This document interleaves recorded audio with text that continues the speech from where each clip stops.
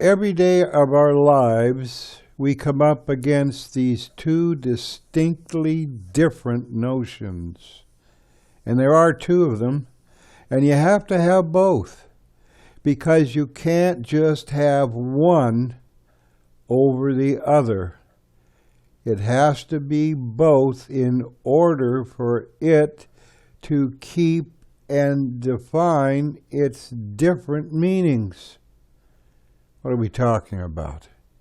We're talking about good or evil. Evil or good. And how do you tell one from the other? And could you really ever tell one from the other? Or is it gradient shades of gray rather than being black and white realities? It makes no difference. They both exist. We're surrounded by both of them on a daily basis. And on a daily basis, we choose which one we are going to align ourselves with. Rather interesting, huh? So, if you tell me you don't believe in good or you don't believe in evil, does that mean that your disbelief nullifies either one or both? In other words, is your belief cognizant and relevant to the existence of one or the other? And which one do you naturally adopt and ascribe yourself to? Interesting question, huh? How would you recognize and differentiate good from evil?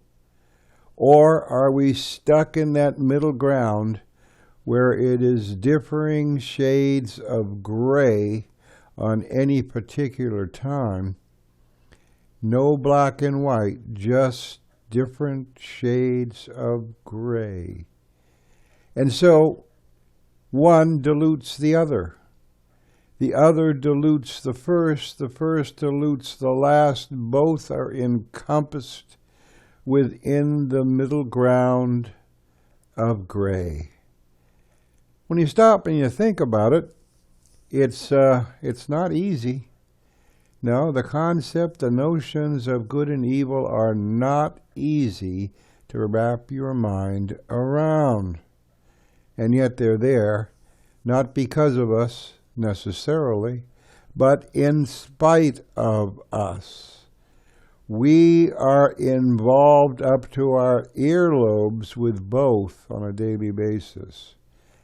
And usually, interestingly enough, we're not consciously aware that we are evaluating something within our own existence that's either good or evil. But there is one thing out there you can depend upon. If you haven't already done so, accept and believe that Jesus Christ is your Lord and Savior. Don't be fooled by the here and the now. Don't be fooled by the dark music that the people are dancing to.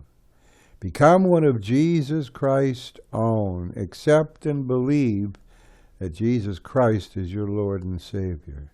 And don't put this off, lest you wind up trapped forever in that middle gray area. It is neither one nor the other. And because it's neither one or the other, it is both. And you get to choose, ultimately, which one. Become one of Jesus Christ's own while you still can. And don't put this off, because tomorrow is not guaranteed to anyone. Until next time, this is Stephen. Talk to you when the wind shifts. See ya. Bye.